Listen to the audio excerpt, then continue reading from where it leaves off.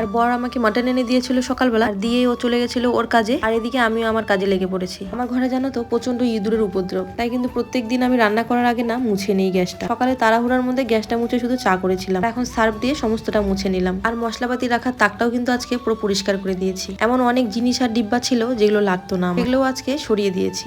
আমি সবসময় চেষ্টা করি রান্নাঘরটাকে পরিষ্কার পরিচ্ছন্ন রাখার। আর এদিকে জল দিতে এসেছে, জলটাও এখন আমাদের কিনেই নিতে হয়, কারণ বরের এখন একদমই টাইম নেই জল নিয়ে আসার। আর রান্নাটাও এদিকে বসাবো বলে সবকিছু রেডি করে নিচ্ছি। আর এদিকে মাটনের জন্য না পেঁয়াজ রসুন আদা যা লাগে সবগুলো কেটে কুটে রেডি করে নিচ্ছি। সবকিছু রেডি করে নিয়ে রান্নাটা বসালে না তাড়াতাড়ি রান্নাটা হয়ে যায়। সবার ফার্স্টে আলুগুলো ভেজে তুলবো। আর দুদিন পরেই কিন্তু ক্রিসমাস মানে বড়দিন পড়ে যাচ্ছে, সেজন্য দোকানে জানো তো অনেক কেক নিয়ে এসছে, আর আমি খাওয়ার জন্য একটা ছোট কেক নিয়ে আসলাম। এই কেকগুলো খেতে কিন্তু ভালোই লাগে। ধর্ম যার যার, উৎসব কিন্তু সবার। 25শে ডিসেম্বরে কিন্তু আমরা সবাই বেশ ভালোই আনন্দ করি। আর 25শে ডিসেম্বর উপলক্ষে কিন্তু আমাদের দিকে জানো তো অনেক লাইট লাগিয়েছে, বেশ ভালোই কিন্তু সেলিব্রেশন হয়। আর এদিকে মাটনের জন্য না সব মশলাগুলো আমি মিক্সচার গ্রাইন্ডারেই করে নিয়েছি। মিক্সচারটা কিনে যে আমার কত সুবিধা হয়েছে তোমাদের হয়তো বলে বুঝাতে পারবো না, কারণ আমার দুটো হাতের মাঝখানটাই ফেটে গেছে। শিলপাটায় মশলা করার মতন পরিস্থিতি আমার হাতের আর নেই। আর বাদ বাকিগুলো কেনা গরু মশলা ইউজ করেছি। মাংসটা কষিয়ে জল দিয়ে দিয়েছি, আর এক টুকরো মাংস নিয়েছি নিজে টেস্ট করবো বলে। মাটন খেতে আমি ভীষণ ভালোবাসি, আর কষা মাংস খেতে তো আরো বেশি ভালো লাগে। তবে আমার বর কিন্তু কোনো রকমের মাংস খেতে খুব একটা ভালোবাসে না, তবে আমার জন্য খায়।